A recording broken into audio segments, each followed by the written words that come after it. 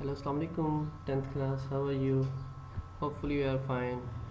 Okay, our next topic is about damped oscillation. अब damped oscillation के अंदर क्या होता है कि आपकी जो oscillation है ना वो damped हो जाती है. damped मतलब कि वो चीज़ oscillation कम हो जाती है, डिक्रीज पे चला जाता है सिस्टम आपका. अब पहले इसकी डेफिनेशन चलते हैं, फिर आपको एग्जाम्पल से मैं समझा देता हूँ. द ऑसिलेशन, ये डेफिनेशन है, the oscillation of a system in the presence of some resistive force और डैम्प्ड ऑसिलेशन.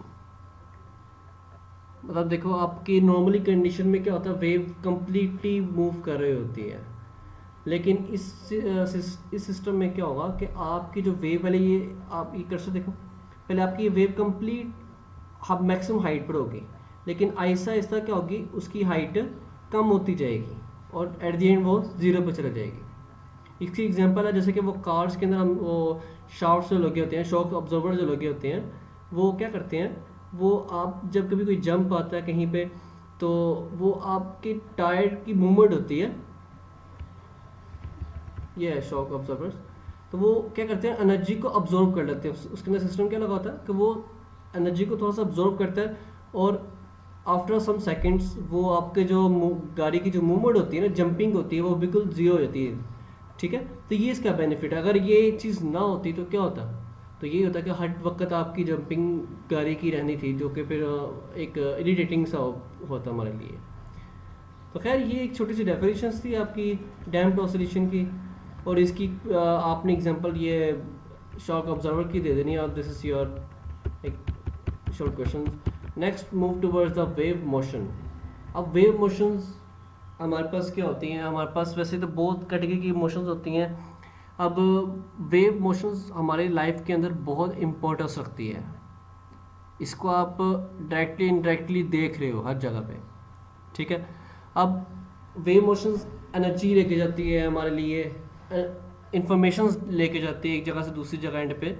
ठीक है, इलेक्ट्रिकल सिग्नल्स होते हैं कुछ, और इसके अलावा मैकेनिकल सिग्नल्स होते हैं. बहुत सारी कैटेगरीज के हमारे पास सिग्नल्स हैं. जैसे मैं अभी अब बोल रहा हूँ आपके पास, ये मेरे बोलने से साउंड प्रोड्यूस होता है. वो साउंड क्या होता है, दूसरे बंदे की तरफ जो किस तरह से जाते हैं, वेव्स की फॉर्म में ही जाती हैं. और इसके अलावा इलेक्ट्रिकल सिग्नल्स भी होते हैं, बहुत सारी सिग्नल्स हैं, वो भी आप देखने लगे हैं हमारे पास. पहले फर्स्ट ऑफ ऑल वेव होती है क्या, ये डेफिनेशन पहले आप देखने लगे हैं. What is wave? A wave is a disturbance in the medium which causes the particles of the medium to undergo vibratory motion. ये important point है. इसके अंदर क्या होता है, उसके अंदर vibratory motions होती है about their mean position in equal interval of time. Got it? Time आपका सेम होता है, और उसके अंदर क्या होता है, इक्वल इंटरवल ऑफ टाइम के अंदर आपकी मोशंस हो रही होती है एक पॉइंट के अबाउट. Got it? अब ज़रा इसकी कैटेगरीज को देख लें ज़रा हम. इसकी कैटेगरीज के अंदर हमारे पास बेसिकली टू कैटेगरीज हैं. First one is mechanical waves and the second one is electromagnetic waves. Mechanical wave क्या है? The wave which requires any medium for their propagations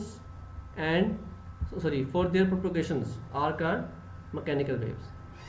But in electromagnetic waves, no requirement.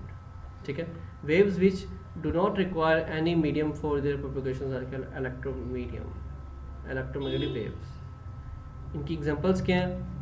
Mechanical waves के अंदर आप जैसे कि ये water waves हैं हमारे पास इसके अलावा ये साउंड वेव है, ये सारी इसकी एग्जांपल्स हैं. इलेक्ट्रोमैग्नेटिक वेव्स के अंदर आपकी एक्स रेज आ जाएंगी, हीट की वेव्स आ जाएंगी, लाइट की वेव्स आ जाएंगी, एंड सो ऑन. अब इधर चलते हैं मैकेनिकल वेव जो हमने अभी पढ़ी है. मैकेनिकल वेव की टाइप्स से रेलेवेंट डिस्कस करते हैं. इलेक्ट्रो का हमारे इस चैप्टर में कोई कंसर्न नहीं है हमें. अब इलेक्ट्रोमैग्नेटिक और मैकेनिकल से कंसर्न है, तो मैकेनिकल की जरा वेव्स की जो टाइप्स हैं उसको पहले देख लेते हैं. They are basically two types. The first one is longitudinal wave and the second one is translating waves. अब लॉन्गिट्यूडनल वेव्स क्या होती हैं, ये आपको नज़र आ रहा होगा लॉन्गिट्यूडनल वेव्स, ठीक है। लॉन्गिट्यूडनल वेव्स, ये इसकी डेफिनेशन है।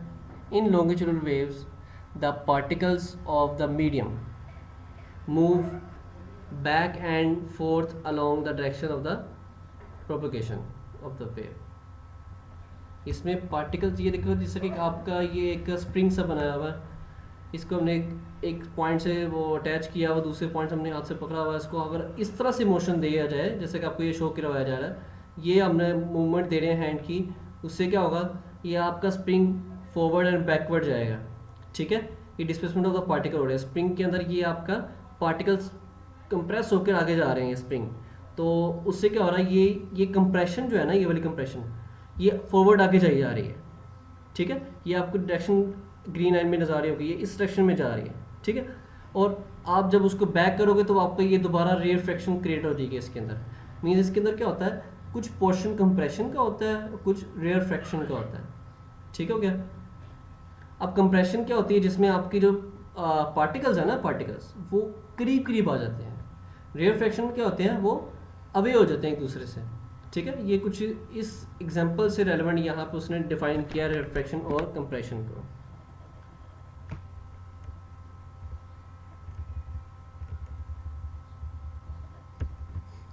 Okay, this is your definition.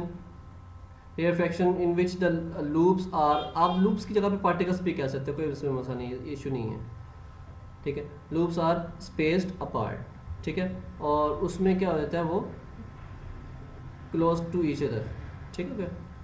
देख, these are where the loops of the springs are close together, ठीक है। ये आपकी डेफिनेशन होगी लॉन्गिट्यूडनल वेव्स की, ये ऊपर आपकी एग्जांपल हो गई, ये उसके बारे में कि इसकी जो कंप्रेशन वेव और रिफ्रैक्शन वेव से रेलेवेंट आपने थोड़ा सा इसकी डेफिनेशन बता दी, ठीक है। अब हमारे इस केस के अंदर एक वेवलेंथ है, वो वेवलेंथ कहाँ से कहाँ शुरू हो रही है, एक कंप्रेशन से लेकर दूसरी कंप्रेशन तक का जो डिस्टेंस है ना, ये हमारी वन वेवलेंथ है, ठीक है। वन वेवलेंथ क्या चीज़ होती है, ये आप याद कर लो, उसको ज़हन में रख लो। वन वेवलेंथ, एक जो वेव होती है ना, वन वेव, एक वेव की जितनी लेंथ बनती है उसको वेवलेंथ बोलते हैं। नेम ही बता रहा है इसका, वेव लेंथ, ठीक है।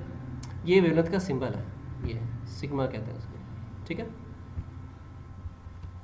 अब ज़रा चलते हैं नेक्स्ट इसकी टाइप के ऊपर, which is transfer wave, this one, ठीक है। अब ये ट्रांसफ़र वेव की डेफिनेशन में क्या होगा, उस वाले केस के अंदर हमारे पास टू एंड फ्रो मोशन थी पार्टिकल्स की,